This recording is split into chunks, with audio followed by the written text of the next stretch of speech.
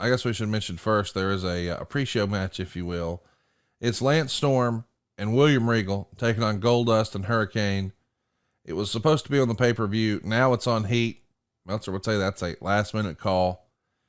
He called it a typical Heat match. That was fine, but it had no time to really mean anything because they only get 3 minutes and 1 second. And then Tommy Dreamer runs in and cleans house with cane shots to a big pop. And that does raise the question to me.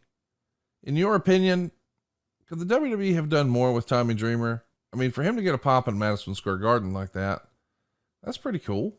Was very cool. Yeah, I think Tommy's another guy that's kind of underrated at times. He's been painted that ECW brush so fervently Yeah. that sometimes people can't see past that. Tommy's a very intelligent, very sound, very solid pro wrestler who loves his business about as much as anybody I've ever met. So, but again, that sometimes the ECW brush doesn't paint all pretty colors. And I think that's the deal. I think Tommy was looked at as being is tired and he's been around and blah, blah, blah. I didn't see it that way. You want guys like Tommy Dreamer to help the young guys understand what they should and should not be doing. And the way you get that more often than not, obviously, is to have Tommy work with younger guys and see how you can help them. So Tommy's a underrated gem in this whole in that era. He could have done a lot more, and you never would have been embarrassed. He would always worked his ass off. He would have done what he was asked to do. He's a true pro. Here we go. Let's start the show, man. It's Jeff Hardy and Bubba Ray and Spike Dudley in a 6-man taking on Rosie, Jamal, and Rico. It's a tables elimination match with lots of high-risk spots. The finish is going to happen where Devon returns to being a Dudley, complete with the Dudley wear. Of course, he was Brother Devon before, and he was a pastor and blah, blah, blah. Anyway, we're excited here in New York City to see our Dudleys back together again. So the Dudley side is the A side. They go 14 minutes and 22 seconds. And Meltzer thought it was pretty fun. He gave it 3 stars. Rico is going to wind up with several cuts on his arm, from his biceps to his forearms, from particles of the breaking tables. But anytime you do some sort of a table match with the Dudleys in MSG, fans are going to get with it. And this is a heck of a way to start the show. Yeah, great way. It got the audience invested early in the building. Right. It set the precedent for the excitement level, if you will, and so to speak. So, yeah, the Dudleys are, and Doug, Dudleys and Jeff Hardy, that's a pretty damn powerful 6-man team. A lot of popularity, a lot of name identity, as we mentioned earlier on somebody else.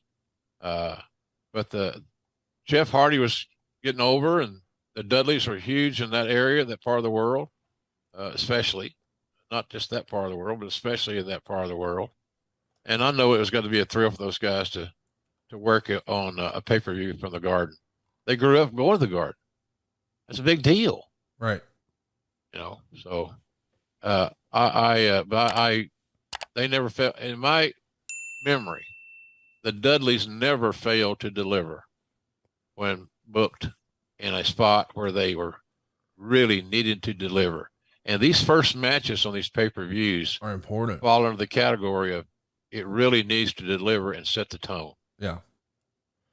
Talk to me about the Dudleys, together or separate. You know, I love the Dudley Boys. One of my all-time favorites, a guilty pleasure, if you will. I enjoy their stuff. But when we split them up here, it felt like we didn't really know what we were doing with Bubba.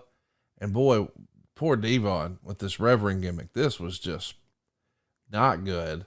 We know that Bubba would have great success as a single as Bully Ray and TNA, and maybe we were just trying that here in '02, but them together, I don't know. Like, I understand we split the Rockers and one became a star and, well, one didn't, and maybe we split the Hart Foundation with similar results, but I just prefer the Dudleys together. Is that just something that's common with tag teams, or was it just the environment they were in here that didn't allow them to flourish as singles?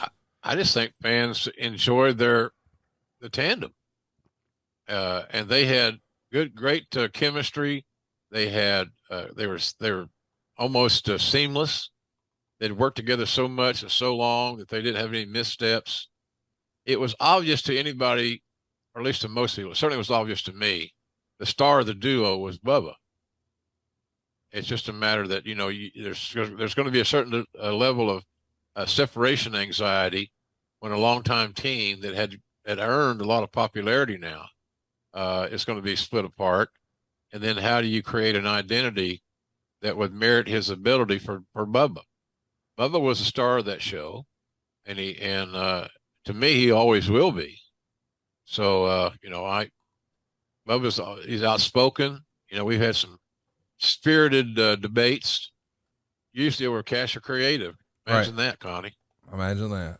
Yeah, imagine that. So, but he's a smart guy, and you can tell sometimes exactly how smart he is when you hear some of his renderings on Busted Open that he's on a few days a week. So, but Bubba brought a lot to the table.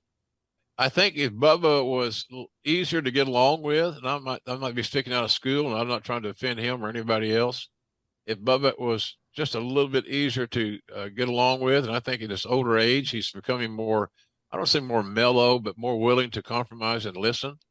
Bubba should be helping somebody in a big way in a wrestling company. He's got a great mind for it. So he's the kind of guy that years ago, Connie, that Cowboy Bill Watts would have hired to come to the territory and would have helped Bill book. And he would have certainly booked his own program. And Watts had a way of doing that with guys.